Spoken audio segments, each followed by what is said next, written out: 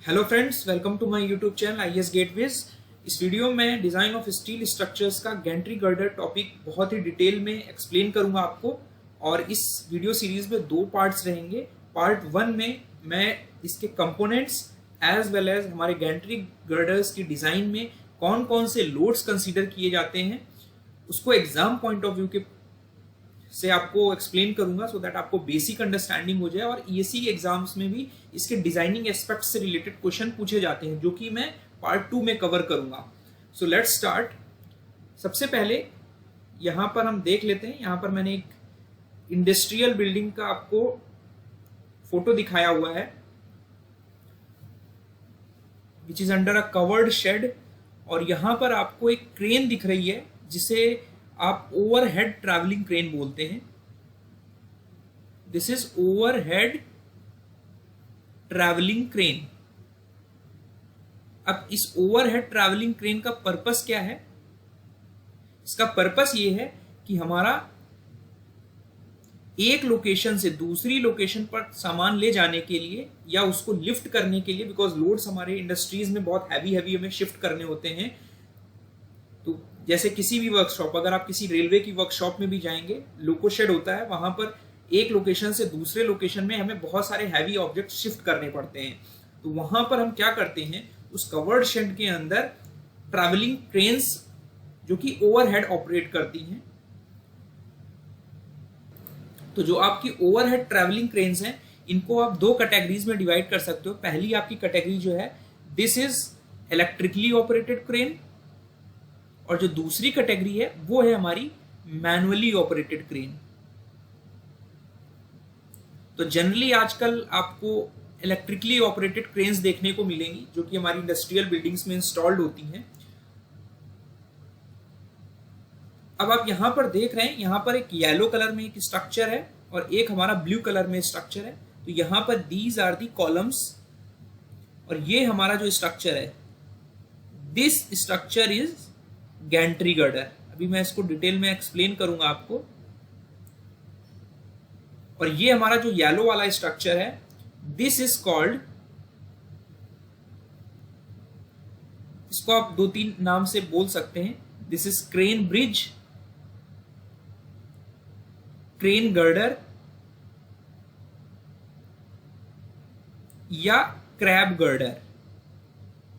ठीक है, तो आपको कंफ्यूज नहीं होना है कि गैंट्री गर्डर हमारा कौन सा स्ट्रक्चर है। ठीक है, तो अगर हम इसका क्रॉस सेक्शन देखें, अब बिकॉज ये जो हमारी क्रेन है, ये हमारी लॉन्गिट्यूडनल डायरेक्शन में मूव कर रही है। ये हमारा लॉन्गिट्यूडनल डायरेक्शन है, this is longitudinal direction and this is transverse direction. तो किसी सामान को अगर आपको इस साइड से इस साइड या इस साइड ले जाना है, तो दिस इज ट्रांसवर्स डायरेक्शन।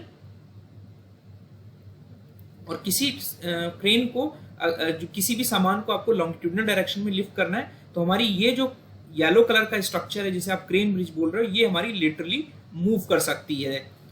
ठीक है, तो अब मूव करने के लिए आपको क्या करना पड़ेगा, इस पे हमें रोलर्स लगाने पड़ेंगे। और रोलर्स हमारी किस पर चलेंगे, रेल्स पर चलेंगे। तो अगर इसका क्रॉस सेक्शन देखें आप, तो कुछ इस तरह आएगा। ये हमारा क्रैब है, जो आपकी ट्रॉली है उसे आप क्रैब बोलते हैं। और इस पे हमारा एक सस्पेंडेड हुक है, सस्पेंडेड, इसमें सस्पेंडेड सिस्टम में एक हुक लगा हुआ है, जिसमें हमारा सामान को हम एक जगह से दूसरी जगह शिफ्ट कर रहे हैं। तो हम आप देख रहे हैं कि ये हमारा लॉन्गिट्यूडनल डायरेक्शन है, और ये हमारा इस डायरेक्शन में जब क्रैब मूव करेगा, यानी सामान को आपको लेफ्ट या राइट मूव करना है ट्रांसवर्स डायरेक्शन में, वो आपका लेटरल डायरेक्शन होगा। और आपकी जो रेल है उस पर आपके व्हील्स लगे हैं, जो कि जिसकी हेल्प से आप लॉन्गिट्यूड लेटरल डायरेक्शन में पूरे क्रेन ब्रिज को आप मूव कर पा रहे हो। ठीक है, तो यहां पर आपके देखिए दो व्हील्स यहां पर लगे हैं और दो व्हील्स हमारे यहां पर लगे हैं, जो कि रेल्स पर चल रहे हैं। और जो ये रेल है, ये हमारी सपोर्टेड होगी इस स्ट्रक्चर पे। और ये स्ट्रक्चर जो है, ये हमारा कहलाता है गैंट्री गर्डर, जिसमें यहां पर जो हमारा स्ट्रक्चर दिख रहा है, यहां पर एक आई सेक्शन है, रोल्ड आई सेक्शन, और उसके ऊपर हमने क्या किया हुआ है, एक इन्वर्टेड चैनल सेक्शन रेनफोर्स किया हुआ है कंप्रेशन फ्लैंज में। This is the compression flange of the I section, जिसके ऊपर आपने एक रोल्ड चैनल सेक्शन रेनफोर्स किया हुआ है, जो उसको additional strength, lateral stability provide कर रहा है। ठीक है, तो जो ये स्ट्रक्चर है जिसके ऊपर हमारी रेल इंस्टॉल्ड है, ये स्ट्रक्चर्स हमारे कहलाते हैं गैंट्री गर्डर्स, बिकॉज अब सारा लोड हमारा इसी गर्डर्स के थ्रू ट्रांसफर हो रहा है कॉलम्स में। अब ये हमारे बीच बीच में गैंट्री जो गर्डर्स हैं कॉलम्स के ऊपर सपोर्टेड हैं। तो अगर आप सपोर्ट सिस्टम की बात करें तो हमारा सपोर्ट सिस्टम कुछ इस तरह है। अगर आप क्रॉस सेक्शन देखेंगे फ्रंट से, तो ये हमारी क्रैब हो गई जिसपे हमारा सस्पेंडेड हुक है। This is the crane girder. Generally हमारे 2 क्रेन गर्डर्स अगर आप देखेंगे, बिकॉज हमें सिस्टम में 2 चाहिए, तो एक गर्डर हमारा कुछ इस तरह आपको देखने को मिलेगा, जिस पर आपका ये क्रैब एक्चुअली ट्रॉली होती है, जिस पर हमारा ये पूरा सिस्टम लगा होता है। और ये हमारा रेल है, और ये हमारे क्रेन के व्हील्स हैं जो हमारे रेल के ऊपर मूव कर रहे हैं, और ये हमारा गैंट्री गर्डर है। और ये हमारा बीच बीच में डायफ्रागम से लिटरली सपोर्ट सिस्टम दिया होता है। जनरली हमारा सिर्फ और सिर्फ कॉलम के ऊपर ही ये डायफ्रागम दिया होता है। इसी वजह से जो हमारे गैंट्री गर्डर्स हैं, generally they are designed as literally unsupported beams. हम इनको लिटरली अनसपोर्टेड बीम की तरह डिजाइन करते हैं, एक्सेप्ट अगर हम कोई लिटरल सपोर्ट नहीं दे रहे हैं, जैसे डायफ्रागम केवल हमने कॉलम की लोकेशन पर दिया है जहां पर हमारा कॉलम सपोर्टेड है। ठीक है, तो और लिटरली सपोर्टेड कॉलम्स जो हैं, अगर हमारा गैंट्री गर्डर्स को आप लिटरली सपोर्ट करोगे with in between the columns, तो वो हमारा अनइकोनॉमिकल होता है। ठीक है, इसलिए आप जनरली हम लिटरली अनसपोर्टेड बीम्स की तरह ही हम इनको डिजाइन करते हैं। और दूसरा इंपॉर्टेंट चीज कि हमारी 2 मूवमेंट्स हो रहे हैं। एक तो मूवमेंट जो मैंने अभी आपको एक्सप्लेन किया कि हमारा लॉन्गिट्यूडनल डायरेक्शन में एक मूवमेंट हो रहा है, और एक मूवमेंट हमारा हो रहा है ट्रांसवर्स डायरेक्शन, जिसे लिटरल डायरेक्शन में आप बोल रहे हो। दोनों मूवमेंट्स हमारे साइमल्टेनियसली नहीं हो सकते हैं। तो आप लिख सकते हो, कंक्लूड कर सकते हो कि 2 movements of crane does not happen simultaneously,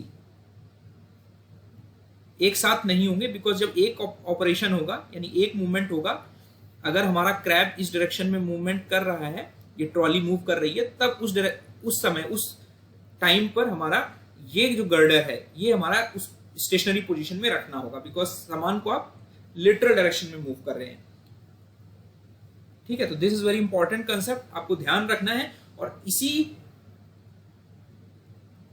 जो क्रैब है हमारा जो कि मूव कर रहा है, तो इसका भी वेट, और हमारा गर्डर का, क्रेन का गर्डर का भी वेट, और जो हमारा लोड हमारा सस्पेंडेड है जो हम मूव कर रहे हैं, ये सारा वेट हमारा ट्रांसफर होता है रेल्स के थ्रू गैंट्री गर्डर में, एंड गैंट्री गर्डर के थ्रू हमारा कॉलम्स में। ठीक है, तो this is the load flow. अब आते हैं हमारे जो कंपोनेंट्स हैं, जो मैंने अभी आपको एलेबोरेट भी किया।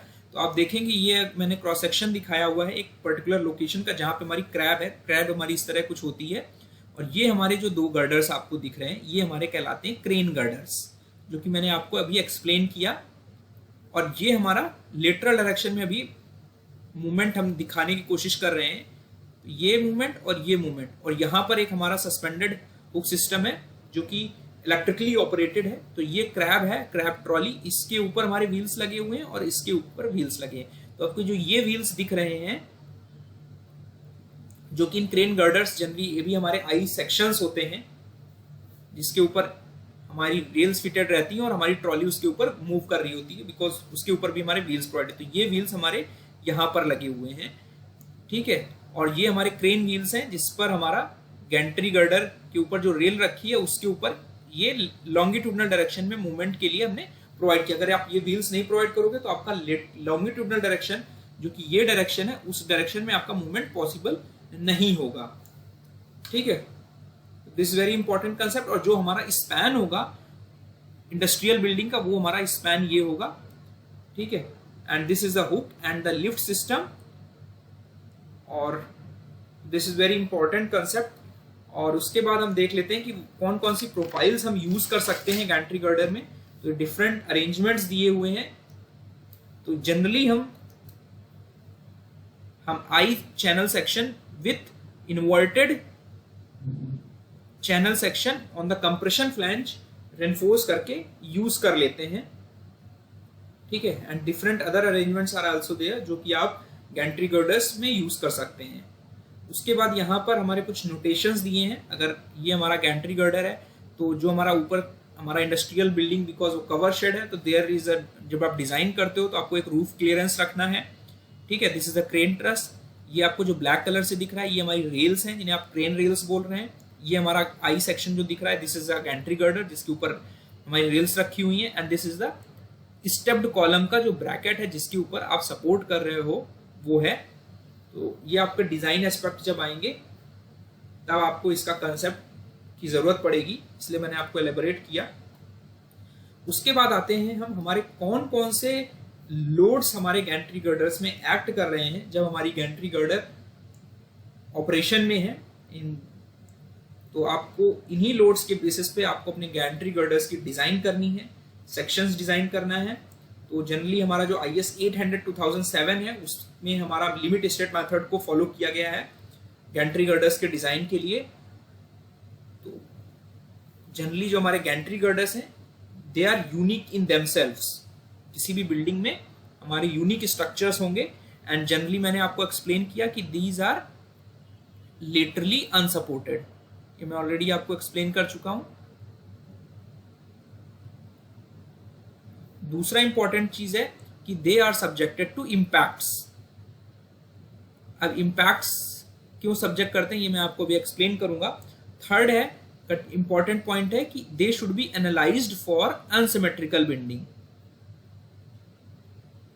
ठीक है। अनसिमेट्रिकल बेंडिंग इसलिए हम एनालाइज करते हैं कि अनसिमेट्रिकल बेंडिंग इसलिए होती है because of lateral thrust arising from starting and stopping of this crab, ठीक है।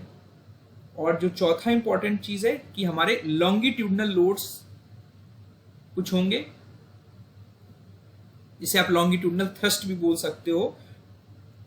और जो हमारा फिफ्थ आइटम है दैट इज जो भी हमारी डिजाइनिंग है वो हम ये अज्यूम करते हैं कि हमारी सपोर्ट कंडीशन जो है वो सिंपली सपोर्टेड है।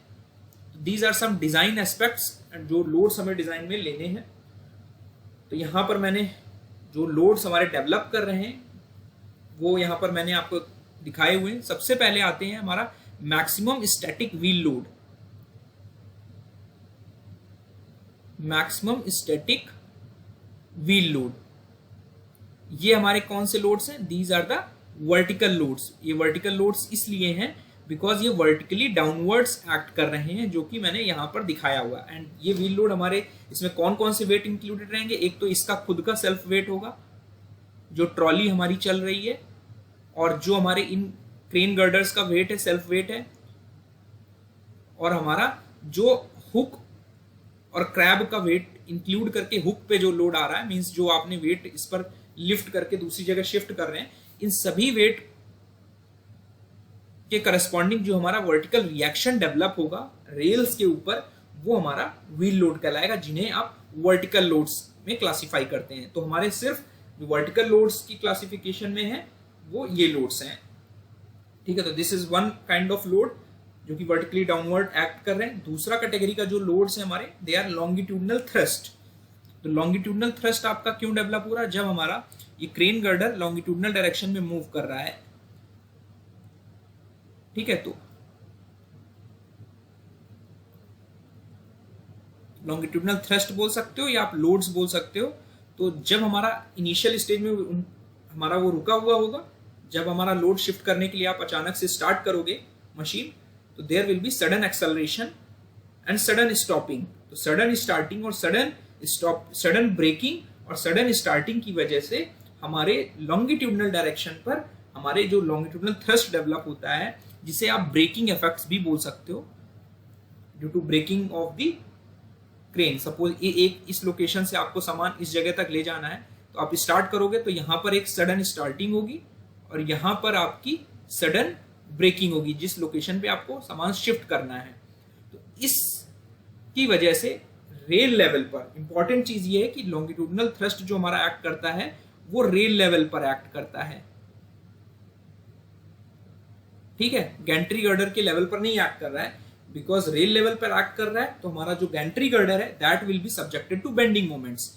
मीन्स अगर हमारा ये गैंट्री गर्डर का क्रॉस सेक्शन था, इसके ऊपर हमारा चैनल लगा हुआ है और इसके ऊपर हमारी रेल है, तो हमारी रेल लेवल पर लॉन्गिट्यूडनल थ्रस्ट आ रहा है और लेटरल थ्रस्ट आ रहा है। This is the longitudinal thrust, और इसकी वजह से हमारा बेंडिंग मोमेंट्स जनरेट हो रहे हैं।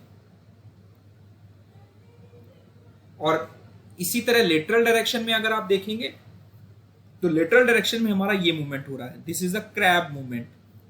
जब आपको समान ट्रांसवर्स डायरेक्शन में perpendicular to parallel to span के डायरेक्शन में आपको सामान को इधर से उधर ले जाना है, तो उस केस में जब हमारी क्रैब सडनली स्टार्ट होगी और सडनली ब्रेक करेंगे तो लॉन्गिट्यूडनल डायरेक्शन में रेल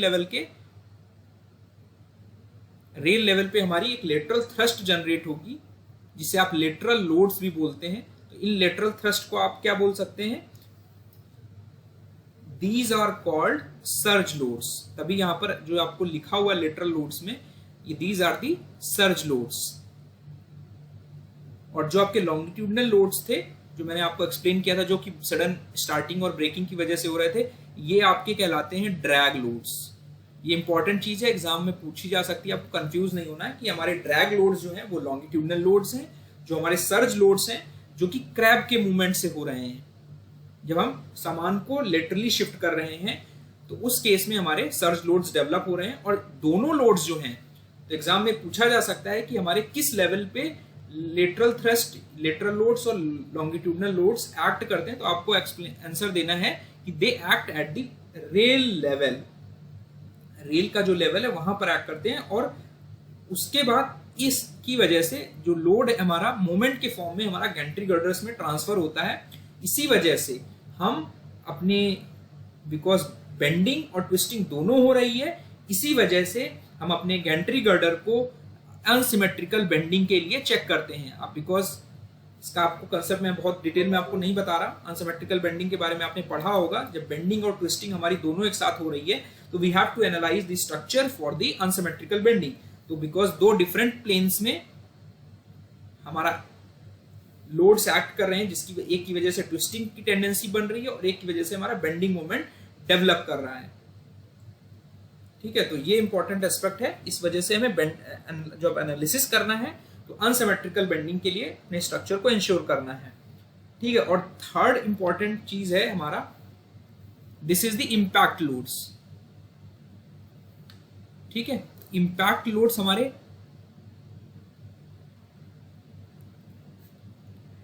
तो हमारा जो IS 875 कोड है वो ये कहता है कि अगर हमारे लाइव लोड्स के अलावा कोई और ऐसे लोड्स हमारे एक्ट कर रहे हैं जो कि हमारा इम्पैक्ट इफेक्ट प्रोड्यूस कर रहे हैं। इम्पैक्ट इफेक्ट का मतलब ये है कि एक तो हमारा इफेक्ट होगा कि ग्रेजुअली लोड अपना इफेक्ट दे रहा है, और एक हमारा इम्पैक्ट से लोड एक्ट कर रहा है। तो इम्पैक्ट इफेक्ट से हमारी कुछ एडिशनल स्ट्रेसेस डेवलप होंगी, जो कि हमारी नॉर्मल स्ट्रेसेस से, जो बेंडिंग स्ट्रेसेस या ट्विस्टिंग स्ट्रेसेस हैं, उसकी ग्रेजुअली अप्लाइड लोड से ज्यादा होंगी। तो इस इफेक्ट को कंसीडर करने के लिए हमारे जो स्टैटिक लोड्स हैं, चाहे वो डेड लोड हो या लाइव लोड हो, तो इन लोड्स को हम इंक्रीज कर लेते हैं, कुछ एडिशनल लोड के लिए डिजाइन करते हैं। ठीक है, और वो डिपेंड करता है कि हमारा जो टाइप ऑफ मशीनरी है, कैसे हम अपनी गैंट्री गर्डर और जो क्रेन है हमारी, हम उसको कैसे ऑपरेट कर रहे हैं। और ये इंपैक्ट हमारा क्यों प्रोड्यूस होता है गैंट्री गर्डर में, बिकॉज ऑफ सडन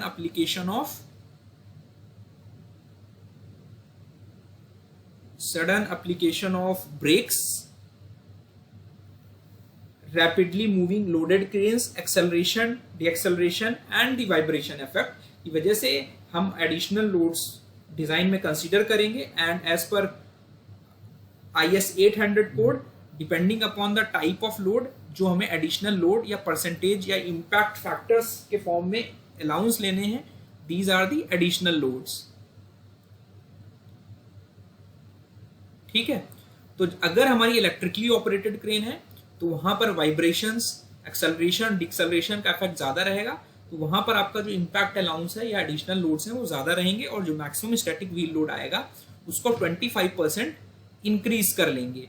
अगर हैंड ऑपरेटेड क्रेन्स हैं तो उस केस में हमारा वाइब्रेशंस और इफेक्ट और एक्सेलरेशन डिक्सेलरेशन की जो टेंडेंसी है, पोटेंशियल है, वो रिड्यूस हो जाता है, इसलिए वहां पर जो इम्पैक्ट फैक्टर है वो हमारा 10% रखा गया है।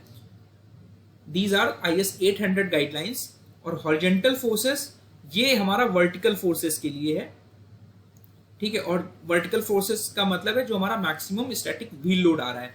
अब जो हमारा रेल्स के जो परपेंडिकुलर हमारी लिटरल थ्रस्ट आ रही है, लिटरल फोर्सेस आ रही है, वहां पर मैंने आपको एक्सप्लेन किया था, वो आ रही है हमारी जब हमारा जो क्रैब है वो मूव कर रहा है लेटरल डायरेक्शन में, तो वहां पर क्रैब का वेट और जो क्रैब लिफ्ट कर रहा है सस्पेंडेड हुक में, उन दोनों वेट लोड की वजह से के फैक्टर के टर्म्स में हमें इंपैक्ट लोड लेना है। तो ईओटी क्रेन्स में यानी इलेक्ट्रिकली ऑपरेटेड क्रेन्स में तो वेट ऑफ क्रैब जो है यानी वेट ऑफ ट्रॉली जो है और वेट ऑफ लोड जो हमारा लिफ्ट कर रही है, हुक से हम क्रेन से लिफ्ट कर रहे हैं, उसका 10% लोड आपको बढ़ा लेना है in the form of horizontal forces, ठीक है। तो हॉरिजॉन्टल फोर्सेस आपको 10% बढ़ा लेनी है ड्यू टू इम्पैक्ट। और हैंड ऑपरेटेड केसेस में आपका 5% of the weight of the crab and weight lifted to the crane. तो horizontal forces transverse to rail, अगर हम ये रेल लेवल माने तो ये हमारा horizontal forces transverse to rail है। और जो हमारा लॉन्गिट्यूडनल लोड्स है जो कि लॉन्गिट्यूडनल डायरेक्शन में डेवलप कर रहा है, but these are also the horizontal forces. और ये हमारे वर्टिकल लोड्स जो मैंने, ये वर्टिकल फोर्सेस ये हैं, ये हॉरिजॉन्टल फोर्सेस ये हैं रेल लेवल पर, और ये हमारे horizontal forces along the rail जो कि sudden acceleration, sudden braking in the longitudinal direction due to movement of the crane girder. तो वहां पर आपको 5% of the static wheel loads for EOT और हैंड ऑपरेटेड क्रेन्स दोनों के लिए 5% लोड इंक्रीज करना है इन द लॉन्गिट्यूडनल डायरेक्शन, ठीक है। तो these were some important facts and concepts जो कि आपको एग्जाम पॉइंट ऑफ व्यू से ध्यान रखने हैं। और नेक्स्ट पार्ट में मैं कुछ डिजाइन स्टेप्स और कुछ वर्टिकल डिफ्लेक्शन लिमिट्स के बारे में आपको ब्रीफ कर दूंगा। आई होप मेरा वीडियो आपको पसंद आया होगा। Thank you.